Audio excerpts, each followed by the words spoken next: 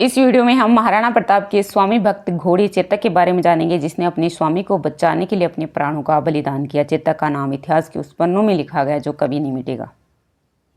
चेतक एक साहसी और ईमानदार घोड़ा था। जब भी महाराणा प्रताप की वीरता का गुणगान होता है तो उनके घोड़े चेतक को जरूर याद किया जाता है। इस वीडियो में चेतक के जन्म से लेकर मृत्यु तक की सारी जानकारी जानेंगे और कैसे चेतक ने महाराणा प्रताप का साथ दिया तथा छाया बनकर हमेशा उनके साथ रहा।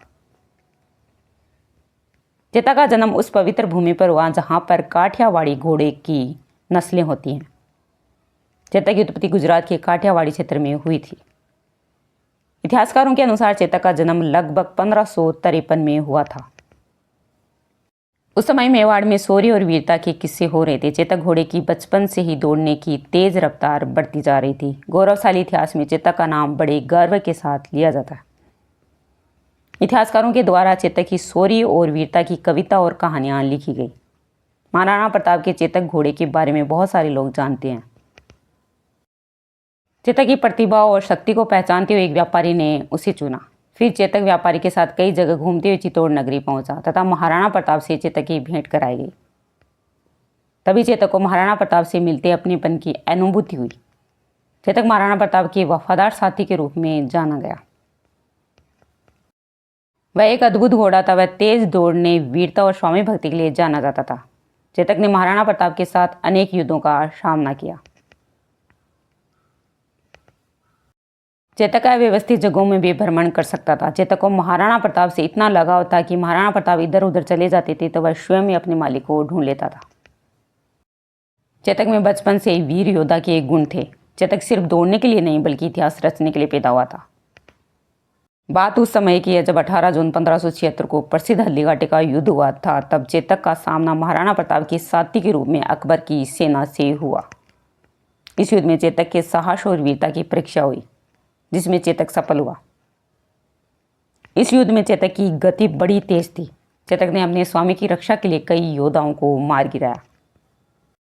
चेतक का महाराणा प्रताप के साथ संबंध इतना मजबूत था कि अपने मालिक के आदेश बिना शब्दों के चेतक समझ आता था। हल्दीघाटी के युद्ध के मैदान में चेतक ने अपने स्वामी के स्वाभिमान की रक्षा की। महाराणा प्रताप चेतक पर पूरा विश्वास और गर्व करते थे। यह वही दिन था जब मेवाड़ की भूमि पर 21 जून 1876 को महाराणा प्रताप और अकबर की विशाल सेना का युद्ध हुआ और चेतक अपने मालिक के साथ अग्रिम पंक्ति में था। 21 जून 1876 को धरती रक्त रंजित हो गई।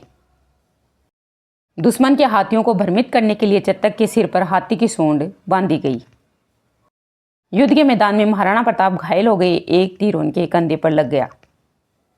उस समय चेतक का एक ही लक्ष्य था, अपने मालिक को सुरक्षित स्थान पर पहुंचाना। चेतक अपने मालिक को लिए तेज रफ्तार के साथ दौड़ रहा था। तभी अचानक एक नाला आया जो कि लगभग 25 फुट चौड़ा था। उस समय चेतक के शरीर से रक्त बह रहा था तथा चेतक को पैर में भी चोट लगी थी। तभी चेतक ने अपने मालिक को बचाने के लिए सबसे ऊंची छलांग लगाई तथा 25 फीट नाले को पार किया और अपने स्वामी को बचा लिया।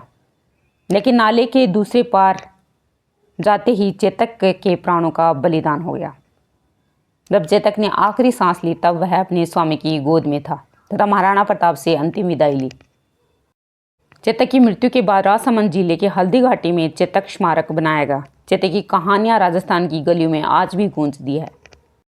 चेतक का वीरतापूर्ण अंत एक प्रेरणादायी गाथा बन गया और जिसे सुनकर लोगों में आज भी वीरता और समर्पण की भावना जाग उठती है।